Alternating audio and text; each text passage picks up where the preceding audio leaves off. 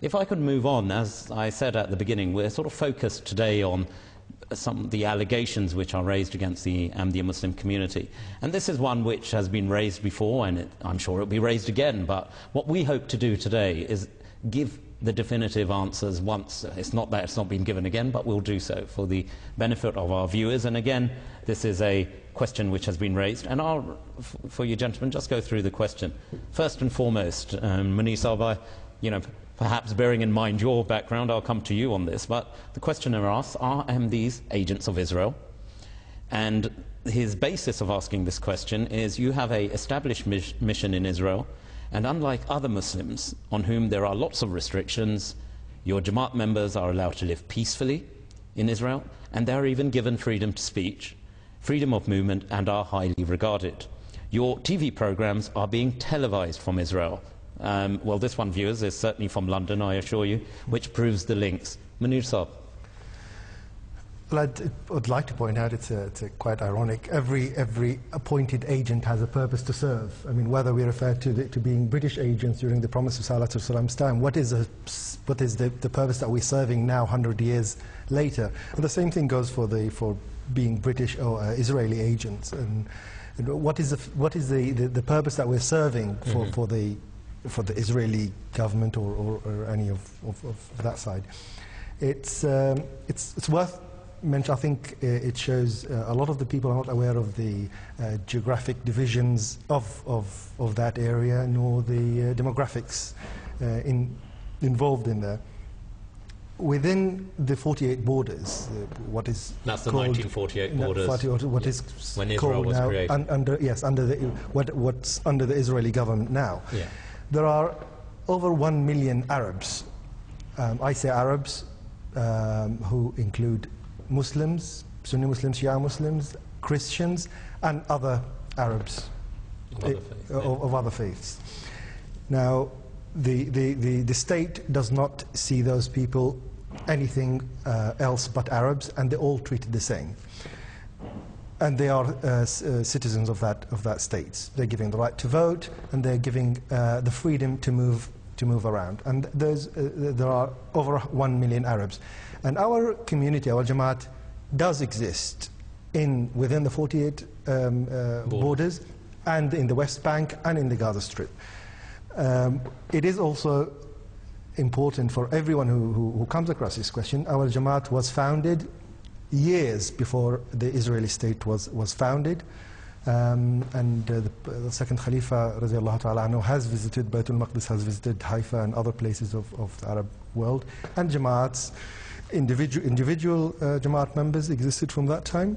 The first one was established organized Jamaat was established in Haifa, in Kababir, in the early 20s. So that's a very important point. Historically, let's just get that into context. 1948, according to the UN, and the State of Israel was created, but the Jamaat was established decades before, officially as a registered entity. And that continued after 1948 within the new confines of the new state. Okay.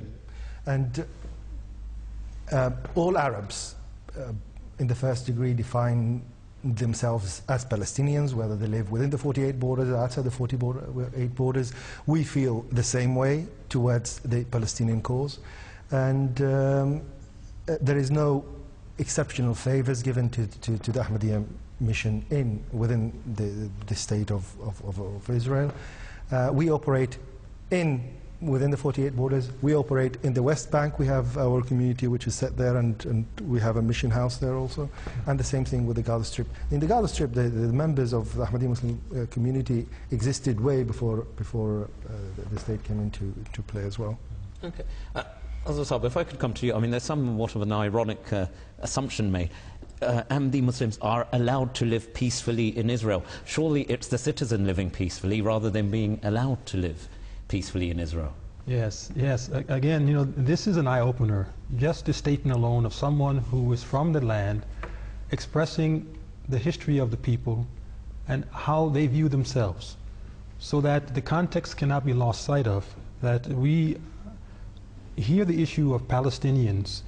For the Muslim world, it is such a sensitive issue. Indeed. It creates a knee-jerk reflection that automatically, if someone is not in favor what we believe are persecutions against this and oppression against this section of humanity, Muslim world, then they are the enemy, because your friend is my friend, but your enemy is my enemy.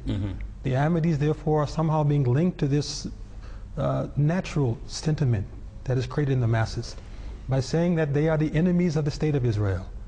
But the reality is that we are, in terms of a community, linked there as citizens, linked to any nation, as I would be an American as well as an Ahmadi. Indeed. I would be a citizen of my nation. I would uphold whatever's going on in my nation based on the laws, and I would be asked to abide by the basic setup of the land, either that or to migrate and adopt a new land. Indeed. That's for everyone in the world. Of course. So it's truly unjust to point to us and say somehow we are linked to a nation, or we have nationalistic causes, or we have a hidden agenda to undermine countries and nations and peoples. This cannot be the role of a prophet of God who comes to, in fact, unite and link mankind.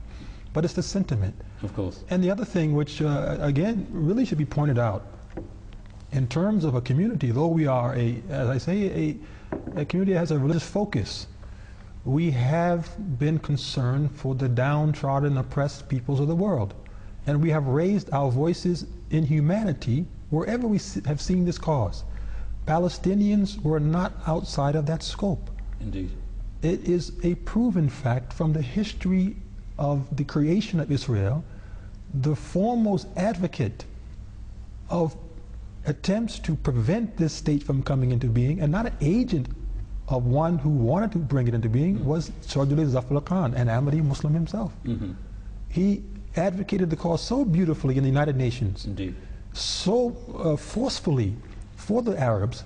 They themselves, in that early record, have commended him. King Hussein of Jordan gave him the Star of Jordan. And that's indeed You the will not highest give honor. the Star Yeah. of Jordan to one who you perceive to be an agent. Indeed. It's impossible. And this is just one of the recognitions he received. He received so many.